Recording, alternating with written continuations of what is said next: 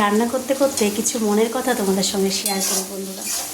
দেখো, আমারও না প্রচুর ইচ্ছে করে, জানো তো, যখন ফেসবুকে কাজ করছি সুন্দর সুন্দর ছবি পোস্ট করতে, একটু সেজে গুজে একটু রিলস বানাতে সত্যি খুব ইচ্ছে করে।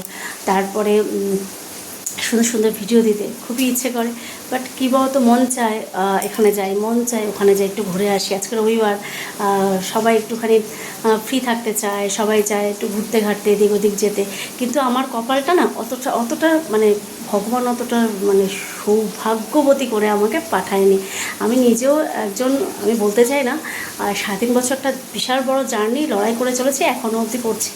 তো সংসারের সমস্ত কাজ এই দু হাতে, আমার কোনো হেল্পিং হ্যান্ড নেই যে আমাকে বাসন মেজে দেবে, আমাকে তরকারি কেটে দেবে, আমাকে রান্নাটা একটু গুছিয়ে দেবে, বা আমাকে কোনো কিছু করে হেল্প করবে, এরকম কিন্তু কেউ আমার কাছে নেই। সো আমাকে সমস্ত কাজ, সংসারের প্রত্যেকটা খুঁটি নাটি সমস্ত কাজ কিন্তু আমাকে নিজেকেই করতে হয়। তো এক এক সময় না খুব রাগ হয় যে আমার মন যদি চায় যে আমি একটু আজকে রবিবার আছে, চলো না এখানে একটু ঘুরে আসি, কিন্তু আমরা পারবো না। তার কারণ হচ্ছে আমাদের সীমাবদ্ধতা, একটা ইনকাম সীমাবদ্ধতা ভাবে আমাদের চলতে হয়। কারণ হচ্ছে পরিস্থিতি যেমন তেমনভাবে আমাদের চলতে হয়। হয়তো আমার মতো এরকম অজস্র মায়েরা বোনেরা রয়েছে যারা এরকমভাবেই চলে, মনে ইচ্ছাগুলো থাকলে সেগুলো পূরণ করতে পারে না, সেটাও কিন্তু আমারও তাই।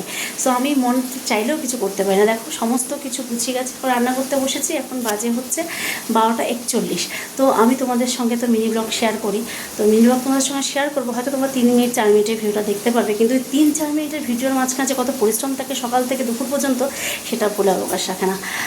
যাই হোক, ভালো থেকো, সবাই সুস্থ থেকো, সবার জীবনে একটু সুখ আসুক, আমার জীবনেও আসুক। কেননা প্রচুর পরিশ্রম করে তো আসছি, আর পরিশ্রমের শেষ হয়তো মেয়েদের হবে না এই জীবনে।